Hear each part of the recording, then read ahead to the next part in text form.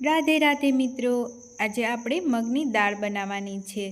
કાઠિયાવાડી સ્ટાઇલમાં રેસ્ટોરન્ટને પણ ભૂલાવી દે એવી મગની દાળ બનાવીશું। મેં અહીં 1 વાટકી મગની દાળ લીધેલી છે, ફોતરી ઉખેડેલી। એને 5 થી 6 પાણીએ ધોઈને પ્રેશર કુકરમાં 1 લીટર જેટલું પાણી મૂકીને મગની દાળ એડ કરી દઈશું। ત્યાર પછી અડધી ચમચી હળદર, અડધી ચમચી મીઠું નાખીને આપણે 3 સીટી કરી લેવાની। દાળ સરસ રીતે ચડી જાય એટલે આપણે બધા મસાલા તૈયાર કરી લઈએ। મેં અહીં મરચાં, ટમેટાં, ધાણા બધું ચૂધારીને તૈયાર કરી લીધું છે। હવે આપણે વઘાર કરવા માટે લવિંગ, તીખા, બાદિયા, તજ, સૂકું મરચું અને તમામ પત્ર પણ તૈયાર કરી લીધા છે।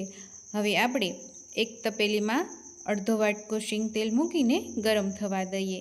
તેલ ગરમ થઈ જાય એટલે અડધી ચમચી રાઈ, 1 ચમચી જીરું, 5 ચમચી હિંગ અને ખડે મસાલે નાખીને વઘાર કરી લઈશું।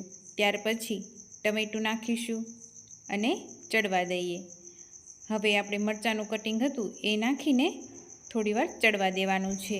હવે અડધી ચમચી હળદર, 1 ચમચી કાશ્મીરી મરચું, અડધી ચમચી મીઠું, અડધી ચમચી ખાંડ નાખીને થોડીવાર સતળાવા દઈએ।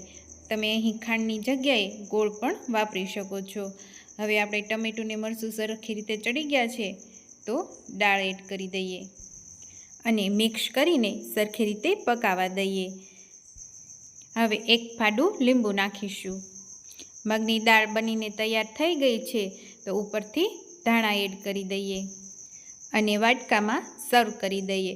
ઉપરથી આપણે ચોખ્ખું માખણ નાખીશું। હવે અમારું ગામડાનું એકદમ દેશી ભોજન મગની માખણવાળી દાળ, બાજરીનો રોટલો, ગોળ, મરચાં અને છાશ